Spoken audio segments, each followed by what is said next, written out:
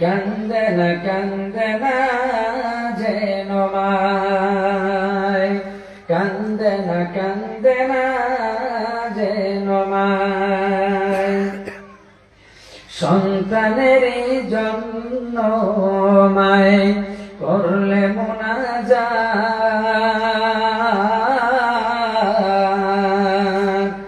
সন্তানের জন্য মায় করলে মুনাজাত। ফিরাতে পারেন না প্রভু মায়ের দুটি হাত, ফিরাতে পারেন না প্রভু মায়ের দুটি হাত। সেই মায়ের পায়ের নিচে বেহেশত, সেই কথা বলো না। কান্দে না যেন মায়, মায়ের চোখে ঝরলে পানি আল্লাহর আরশ কাঁইপা যায়। কান্দে না যেন মায়, কান্দে না যেন মায়।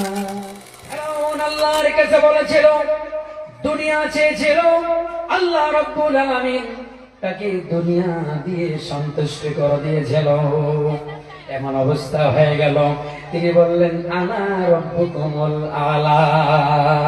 সেই মিশরের সকল মানুষদেরকে বলে দিলেন, সকল মা বোন এবং সকল জনসাধারণকে বলে দিল, আমি হচ্ছি একমাত্রই তোমাদের খোদা।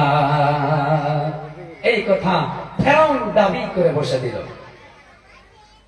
এক বাক্যই সকল সেই জনসাধারণ মিশরের সকল মানুষ মেনে নিয়েছিল। কিন্তু আমার মা বোনেরা লক্ষ্য করবেন, একজন মানুষ, যে মানুষটা সেই ফেরাউনকে আল্লাহ বলে এবং খোদা বলে তিনাকে মেনে নেয়নি। এই কথাটা মেনে নেওয়া যেত যদি অন্য কোনো মানুষ যদি হয়ে যেত, তাহলে মেনে নিয়ে যেত। কিন্তু তিনার ঘরের ভিতরে মানুষে কাল্পনিক ভাবে হাস্তরে বলে যে সরিষার ভিতরে ভূত থাকে। কি কেমন করে বলে? যে সরিষার ভিতরে ভূত যদি থাকে তাহলে সেই ভূত কেমন করে খেদাবে? ফেরাউনের বাড়িতেই